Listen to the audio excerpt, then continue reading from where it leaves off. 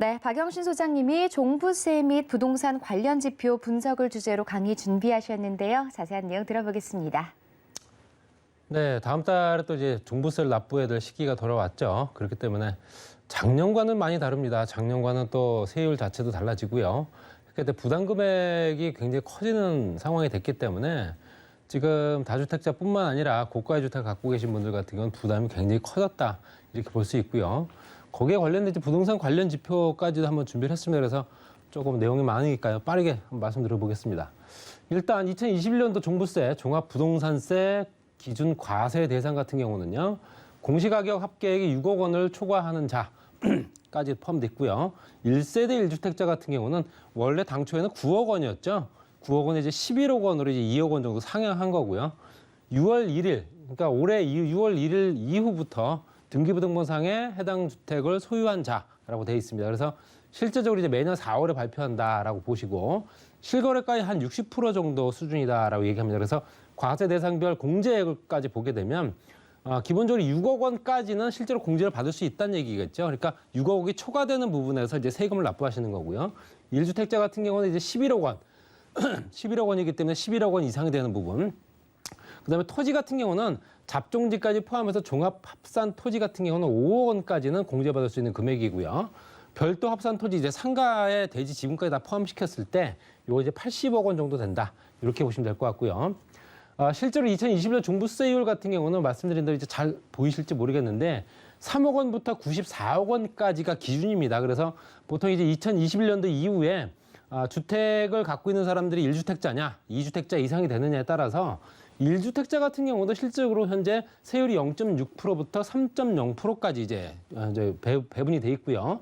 이제 2주택자이면서 조정 대상 지역에 집이 두 채 있거나 또 3주택자 이상 같은 경우는 보통 1.2에서 최대 6%대까지 이제 현재 세금 부과 과세율이다 보시면 될 것 같고요. 토지 같은 경우는 보통 1%, 2%, 3%대까지 나눠져 있습니다.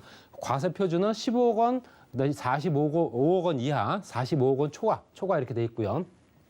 모든 것들을 다 포함했을 때 과세 표준을 잡는 별도 합산 토지 같은 경우는 200억 원 이하 같은 경우는 0.5%, 근데 400억 원 초과되는 부분 0.7%까지 돼 있다 보시면 될 것 같습니다. 그래서 법인도 이제 세금이 많이 늘어났기 때문에 실제적으로 이제 집을 한 채를 갖고 있는 법인 같은 경우는 보통 이제 단일 세율로, 보통 법인 같은 경우는 이제 구간별로 해서 나누는 게 아니라 거의 단일 세율입니다. 그래서 주택 한 채를 갖고 있는 구간에서는 3%, 그러니까 3억 원 이하부터 94억 원 초과까지 무조건 3%고요. 그다음에 조정 대상 지역 2주택자나 아니면 3주택자 이상 같은 경우는 6%. 근데 토지 같은 경우는 1%부터 3%대까지 골고루 배분이 됐어요. 그리고 별도 합산 토지 같은 경우는 현재 그 개인이 갖고 있는 비율과 똑같다 이렇게 보시면 될 것 같고요. 자, 공정시장가액 비율이 말씀드린 대로 2020년도에 90%, 2021년도에 95%, 내년에 이제 100%가 되죠. 그렇기 때문에 실제적으로 지금 현재 집을 한 채 갖고 있는 사람들도 실제적으로 이제 세금이 좀 늘어나는 건 사실입니다. 이제 한 채를 갖고 있는 사람들도요. 그래서 0.1%부터 해서 0.3%까지 세금이 늘었다 이렇게 보시면 될 것 같고요. 3주택 이상이나 조정 대상 지역의 2주택자 같은 경우는 0.6에서 최대 2.8%까지. 그러니까 이거는 구간을 말씀드린 대로 3억 원부터 94억 원까지죠. 그러면 지금 현재 공정시장가액 비율이라든가 세금 부과되는 과표 같은 경우가 과연 다른 나라와 비교했을 때 어떤가? 우리가 OECD 국가 GDP 대비, 그러니까 국민 소득 대비 현재 부동산 관련 세금 비중이 얼마나 되는가 봤더니요. 실제적으로 영국이 1위고요. 그 다음이 우리나라입니다. 그러니까 현재 세금 비중이 크다는 얘기죠. 그만큼. 근데 실제로 4.28%고요. 이거 재산세부터 양도소득세까지 따졌을 때요. 프랑스가 3위. 그리고 실제적으로 2018년도에 3위였다가 2020년도에 세율이 조정이 되면서 2위로 올라섰죠. 그렇기 때문에 당연히 부동산, OECD 국가 중에 GDP 대비 현재 부동산 관련 세금 부담은 낮지 않다. 현재 전 세계적으로 봤을 때 2위 정도 하는 수준이다. 그렇기 때문에 당연히 조금 높다라고 현재 얘기할 수밖에 없다는 얘기고요. 또 20년도와 21년도 격차가 상당히 큽니다. 현재 공시가격 상승률이 현재 2020년도에 5.98%에서 올해는요 19.08%까지 올랐습니다. 거의 지금 3배 이상이 올랐죠. 그렇기 때문에 세금도 많이 늘어날 수밖에 없다는 얘기고요. 재산세 당연히 늘어날 수밖에 없죠. 주택분 징수의 변동률도 14.2%대까지 2016년도부터 2020년도까지 봤을 때 14.2%, 6%대였던 게 14.2%대까지 거의 2배 이상 올랐다 보시면 될 것 같고, 그래서 변동률을 보시게 되면 그만큼 세금 부담이 커졌기 때문에 이런 물건들이 시장에 이제 대량 방출이 돼서 풀려야 되는데 그렇지도 못했기 때문에 집값은 계속 변동이 없고 상승하고 있다라고 보시면 될 것 같고요.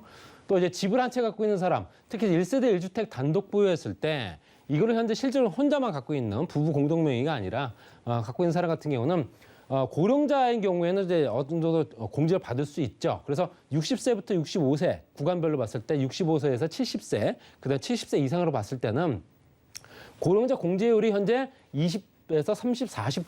그러니까 실제적으로 장기 보유 특별 공제율이 20에서 40, 50%였는데 장기 보유 같은 경우도 실제로 20에서 40, 50% 정도 해야 되고 공제율은 20에서 40% 정도까지로 현재 추정된다 보시면 될 것 같아요. 그래서 실제적으로 장기 보유하면서 고령자인 경우에는 고령자의 장기 보유는 특별하게 변동사항이 없는데 실제적으로 현재 장기 보유하거나 고령자인 경우에는 10%씩 올라간 건 사실입니다. 그렇기 때문에 당연히 세금도 좀 줄지 않았냐라고 얘기하는데 이거를 공동 명의로 봤을 때는 현재 특례 적용 받는 기준으로 봤을 때는 2021년도 6월 1일 기준으로 판단을 합니다. 그랬을 때 지분율이 큰 자가 이제 단독 보유라고 보시면 될 것 같고요. 그래서 실제적으로 공제 금액은 11억 원, 말씀드린 대로 11억 원이고요.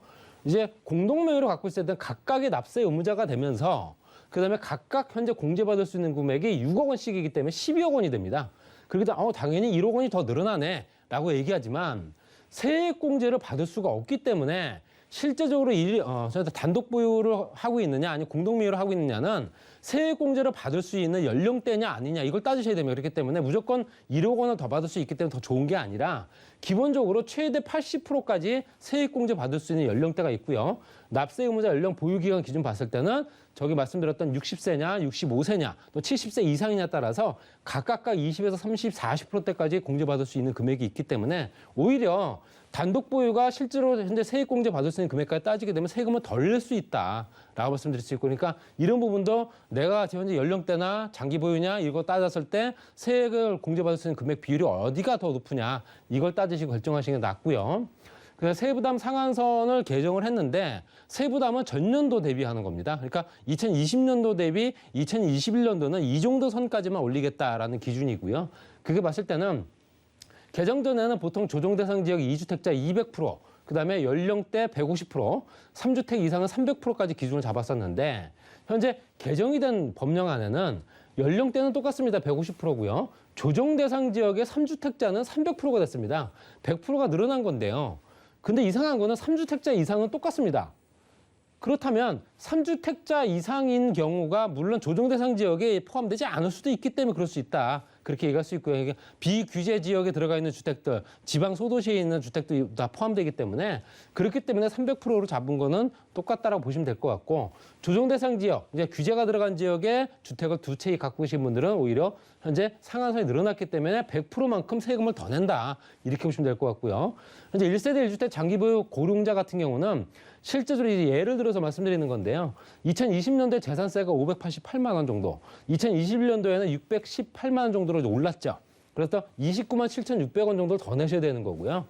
종부세 같은 경우는 실제로 좀 세율이 아까 말씀드린 대로 현재 10%씩 또 현재 고령자 혜택을 더 주기 때문에 95만 4천 원으로 줄었으면 그래서 현재 36만 원 정도 혜택을 볼 수 있다.